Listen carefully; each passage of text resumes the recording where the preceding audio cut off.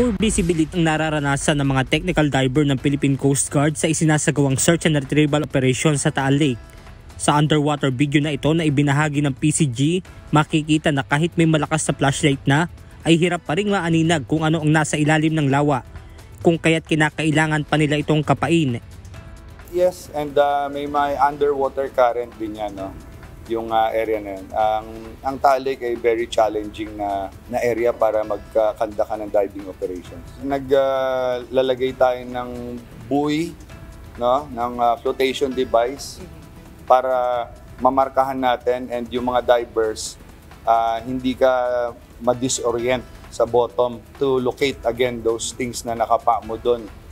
So ganyan yung challenge. Then of course, may mga yung terrain dyan sa ilalim, iba rin naman, no? Iba-iba. Ayon kay Coast Guard District Southern Tagalog Commander Commodore Jeronimo Tibilla, sa mga nakuwang laman ng sako ay mayroon ding nakalagay na bato, pero hindi muna ito kasama sa kinuha ng mga diver.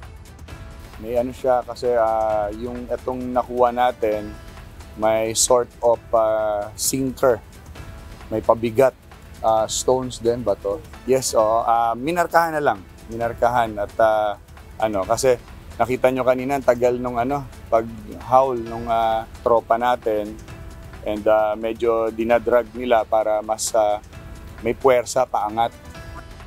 Nagpapasalamat din ang PCG sa ginawang pagtuturo sa lokasyon kung saan itinapon ng umano'y nawawalang mga sabongero. At mapalad din kami dahil without that lead, no, na may nag-attest na dito banda mas nalilesen yung aming search area.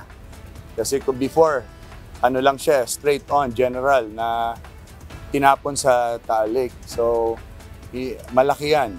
Mula naman noong Huwebes hanggang nitong Sabado, umabot na sa 5 sako na may lamang kahina-hinalang bagay ang nakuha sa bahagi ng Taal Lake na sakop ng Laurel, Batangas.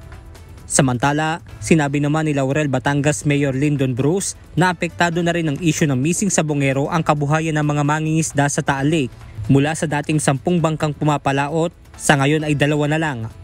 Kasi yung mga nanggagaling ditong isda, doon dinadala natin sa Manila, sa fishport ng Malabon at saka fishport ng all over Metro Manila. Siguro ay dahil ng nakikita nga ng social media natin na naandito yung mga pinag-uusapang case nung sa sabongero.